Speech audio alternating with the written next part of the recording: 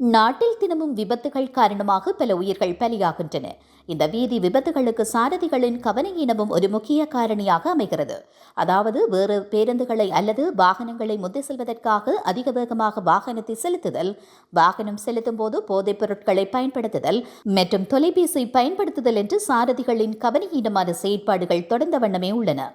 அண்மையில் வெள்ளவாய பகுதியில் இடம்பெற்ற பேருந்து விபத்து பேசு பொருளாக மாறிய நிலையில் தற்போது சாரதிகளின் நடவடிக்கைகள் குறித்து பொதுமக்கள் கவனம் செலுத்த ஆரம்பித்துள்ளனர்.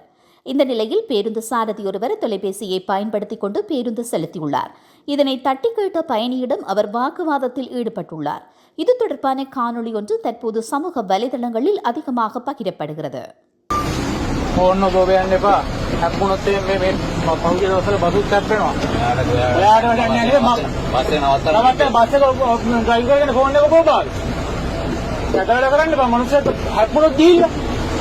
මට වැඩක් නැති මොකද මමත් යන බස් එක